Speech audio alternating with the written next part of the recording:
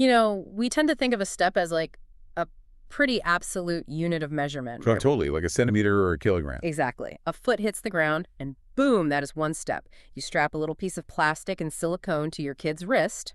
They run around the schoolyard, and the number on the little screen tells you how much they moved. Yeah, it feels like pure objective data. Right.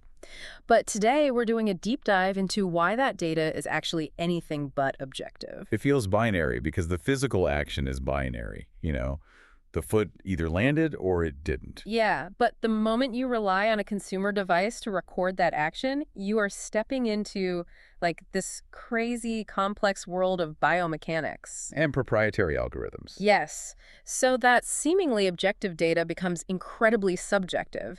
It's filtered through layers of software translation and, well, built-in assumptions about how human bodies actually move. Which is super important when we're talking about kids because Yeah. they don't move like adults do. Yeah. Exactly. And that's exactly what we are unpacking today for you, the listener.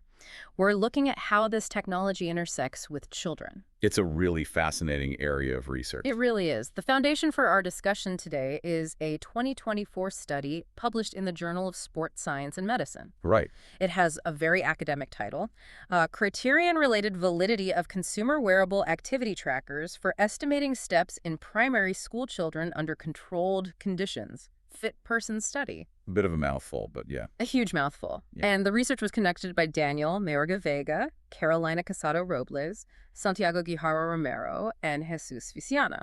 And the whole mission here is basically to examine precisely how accurately the gadgets we strap to our kids actually measure their physical activity. Right, because the stakes here are fundamentally about public health, aren't they? Oh, absolutely. I mean, the World Health Organization recommends that primary school children engage in at least 60 minutes of moderate to vigorous physical activity every single day. Which, as a parent, sounds exhausting just to monitor. It is. Tracking 60 minutes of specific intensity levels is notoriously difficult in a free-living environment. I mean, it's subjective for the child, and it's nearly impossible for parents and PE teachers to monitor accurately throughout a busy day. You can't just follow a kid around with a stopwatch. Exactly. So to make this actionable, public health experts translated that time recommendation into a simpler, more digestible metric. The famous step count? Right. Roughly 10,000 to 12,000 steps a day for kids.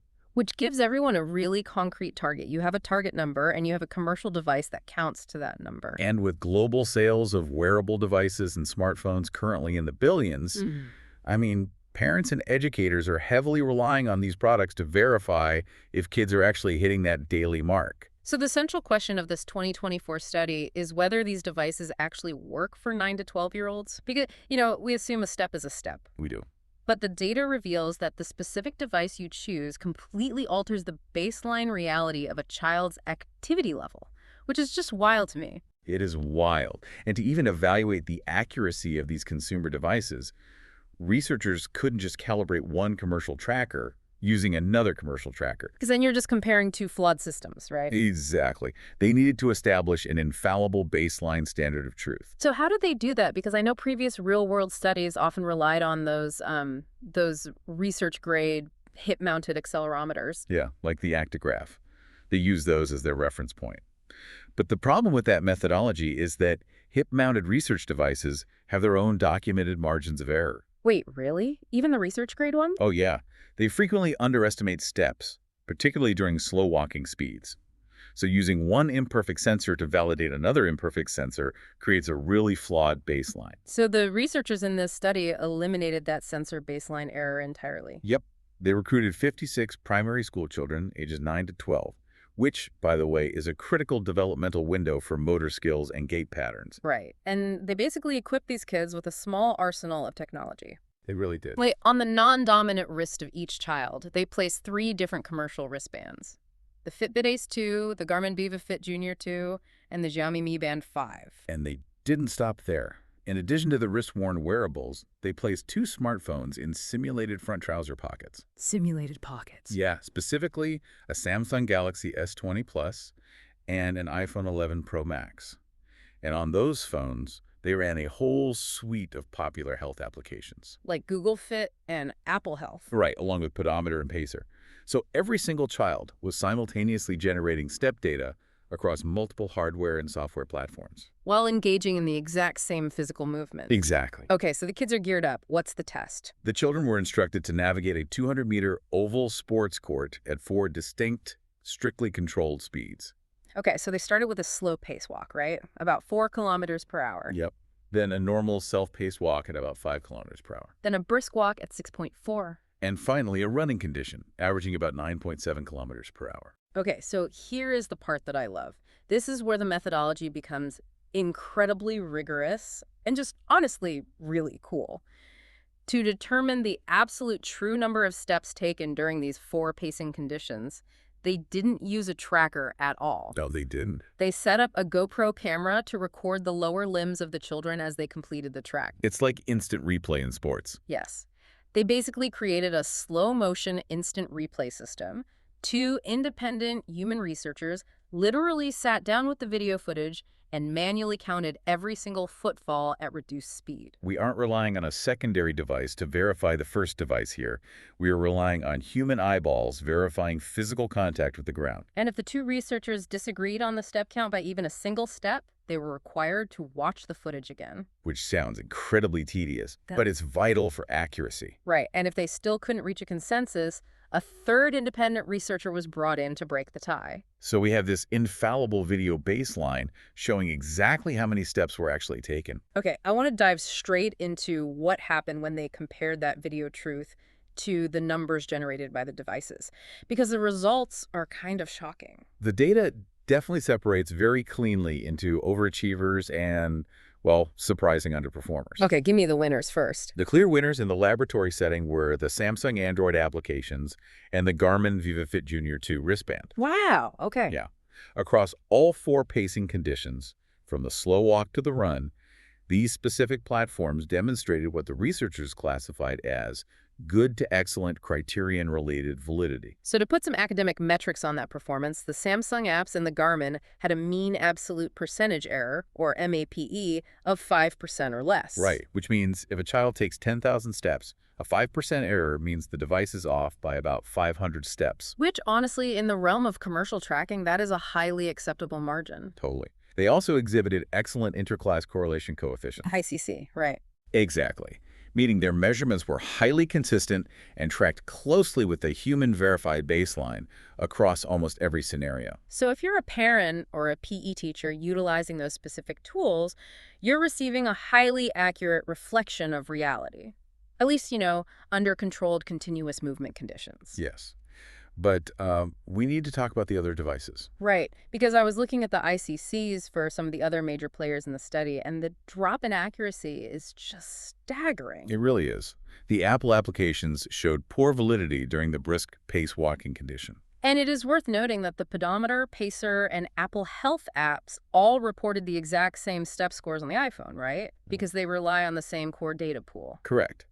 But even more surprisingly, the Fitbit Ace 2 performed even worse. Wait, really? The Fitbit Ace 2? Yeah. It demonstrated poor to acceptable validity across the board, consistently underestimating steps. And that underestimation became severe when the kids transitioned to running. Okay, I have to push back on this a little bit, because the Fitbit Ace 2's performance is a critical data point here. Unlike the Apple Health app, the Ace 2 is a piece of hardware specifically marketed, designed, and sold for the purpose of tracking children's activity. Right. It's literally built for kids. So this brings up a major technical question for me. We are talking about massive tech companies with virtually unlimited research and development budgets. Sure. The hardware inside these wristbands and phones are miniaturized triaxial accelerometers. They are modern engineering marvels. Is the actual physical hardware failing to register the child's movement, or is this massive underestimation happening somewhere else in the pipeline? Well, the hardware is actually functioning perfectly. Really? So it's not a broken sensor? Not at all. To understand why a highly sophisticated tracker misses hundreds of steps, we have to understand how a triaxial accelerometer actually works. Okay, break it down for me. Inside the microchip of a smart device, there are microscopic structures that act like tiny weights on microscopic springs. Tiny weights on springs. Yeah. Got it. Yeah. When you move your wrist, those tiny weights shift due to inertia, and they compress the springs. They measured this compression across 3 dimensions. So like an x-axis for side to side. Exactly. The y-axis for up and down, and the z-axis for forward and backward motion. So it's essentially plotting physical g-forces in a 3-dimensional space dozens of times every single second. Exactly. It generates this constant, raw stream of voltage changes, representing acceleration. Wow. The hardware's only job is to provide that raw 3D data stream. The breakdown occurs entirely in the software layer. Ah, okay. The software? Yeah.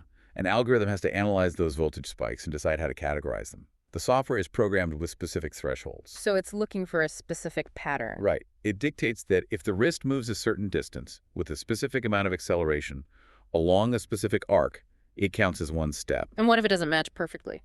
If the data does not perfectly match that pre-programmed threshold, the algorithm throws the data out. It registers 0 steps, even as a foot physically hit the ground. So an algorithm is essentially a subjective translator. The Fitbit software looks at the raw physics data of a 10-year-old running and says, I don't recognize this specific sequence of g-forces as a step, and it just ignores the movement entirely. You nailed it. The algorithms are built upon foundational assumptions about human biomechanics.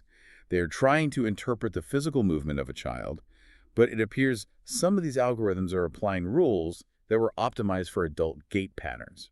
Right, and children are not miniature adults. Not at all. Their body proportions, their limb lengths, and their center of mass are entirely different. I mean, this friction between the algorithms and children's biomechanics explains a truly bizarre anomaly in the study's data, doesn't it? Oh, you mean regarding when the commercial devices failed? Yes. The miscounts didn't just happen randomly. The researchers uncovered this wild U-shaped accuracy curve. Yeah, that was a huge finding. Because you might logically assume that a smart device would be highly accurate when a person is just walking normally, right? Yeah. And maybe it gets confused during the high-impact chaos of a run. That would make sense, intuitively. But the opposite was true here. The devices generally perform their absolute best at the extreme ends of the spectrum, the slow-pace walking and running. Yep. The highest rate of error actually occurred right in the middle, during normal pace walking and brisk pace walking. Right. We can decode that U-shaped curve by looking really closely at how gait dynamics transition across different speeds. Okay, how so? At the extreme ends of the spectrum, movement patterns are highly distinct and repetitive. A slow walk features a very deliberate, pronounced arm swing. And a full run has a forceful, rhythmic arm pump with high-impact forces. Exactly. So the raw accelerometer data generated at those extremes is loud, clear, and very easy for an algorithm to classify based on its preset thresholds. But the middle transition speeds, like normal walking to brisk walking, create a massive gray area for the sensors. They really do. Think about how an adult transitions to a brisk walk compared to a 10-year-old. Okay, yeah. When an adult wants to walk faster, they generally elongate their stride. They have the femur length to simply reach further forward with each step, so they keep their cadence relatively stable. But a child does not have that limb length. Right. So when a 10-year-old is asked to walk at 6.4 kilometers per hour, they have to dramatically increase their step cadence. Exactly. They resort to a high-frequency, rapid stepping motion. At that brisk walking speed, a child's arm swing might become erratic, or it might completely decouple from the synchronized movement of their legs. Oh, I see. So to a wrist-mounted triaxial accelerometer, the short, incredibly fast arm swing of a child doing a brisk walk generates a really confusing data signature. Super confusing. The frequency of the movement looks like a run, but the impact forces are too low to trigger the running threshold. So the device just doesn't know how to categorize this rapid, low-impact chop. Nope, so it miscounts or discards the data entirely. Wow. The threshold where a child's fast walk transitions into a jog is just a very messy data space. It's incredibly messy.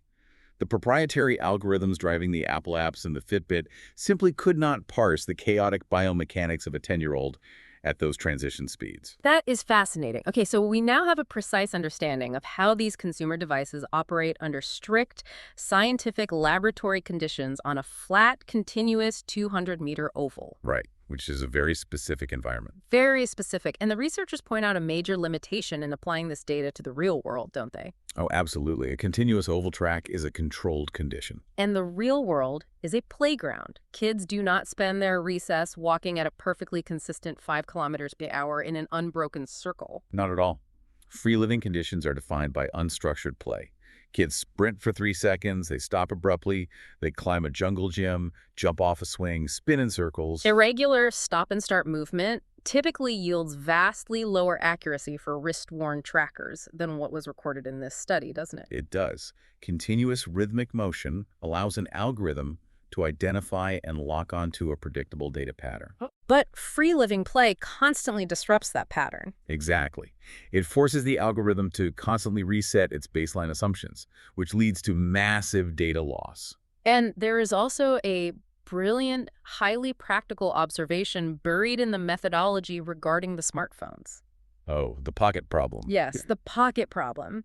Because to achieve that highly accurate data from the Samsung phone, the researchers couldn't just drop the phone in the kids' pockets, Right, they had to strap the smartphone snugly to the kid's thighs using a customized belt. which simulated a perfectly tight front trouser pocket. It ensured the phone couldn't shift or bounce independently of the child's leg, providing optimal sensor readings. But in the reality of a primary school, a 10-year-old does not wear a tight thigh belt. No, they really don't. Here's where it gets really interesting. The practical application of the hardware completely alters its utility. Oh, totally. In a real-world setting, a child leaves their smartphone in a backpack slung over one shoulder, or they hold it in their hand while swinging their arms irregularly. Or, honestly, most commonly, during intense physical activity, they just leave it sitting on a park bench or a gymnasium floor. Right, so while the data shows the Samsung smartphone app matched the Garmin wristband in pure laboratory accuracy, their real-world comparability is entirely divergent. Because the most sophisticated, perfectly calibrated tracking algorithm in the world is completely useless if the physical sensor is sitting inside a locker during physical education class. Exactly, which introduces the concept of wear compliance. Right. The Garmin VivaFit Junior 2 has extremely high wear compliance because it is physically strapped to the child's wrist. Barring the child intentionally taking it off, it just remains engaged with the body's movement throughout the day. But a smartphone has incredibly low wear compliance during vigorous activity. Which makes sense. Yeah. So therefore, if the goal is practical, everyday monitoring of primary school children to ensure they are meeting those public health guidelines, the wrist-worn Garmin represents a vastly superior tool compared to relying on a pocket-based smartphone application. It really does. This research highlights a fascinating collision between advanced software engineering and the chaotic reality of a child's daily life. We are essentially trying to measure a tornado with a rigid ruler. That's a great way to put it. If these proprietary algorithms, designed by massive tech companies, struggle to differentiate a child's brisk walk from a run on a perfectly flat, controlled track, it raises major questions about the future of tracking technology. It really makes you wonder, what's next? Like, if proprietary algorithms struggle this much right now, how will the next generation of wearable AI need to evolve? Well, they'll need to undergo a significant evolution. Algorithms will need to move beyond static, adult-based thresholds. They have to learn to dynamically interpret the unstructured, chaotic, stop-and-start biomechanics of free-living children. Because if they don't, they are never going to provide truly objective health data for that age group. Exactly. They have to adapt to the chaos. Well, this has been an incredibly eye-opening deep dive. For you, the listener, if you want to dive deeper into the statistical limits of agreement and examine the actual comparability charts, we highly encourage you to read the full article. Yeah, the charts provide a fantastic visual representation of the U-shaped accuracy curve we discussed. They really do. You can find the study, again, in the Journal of Sports Science and Medicine. It offers incredible insight into the intersection of technology and physical education. It's definitely worth a read. Absolutely. Remember to follow the channel and turn on notifications so you never miss a deep dive into the research that shapes our daily lives. Thanks for listening. Next time you look at a step count on a screen, remember you aren't seeing an instant replay of reality. You are looking at an algorithm's best attempt to translate physics into a number.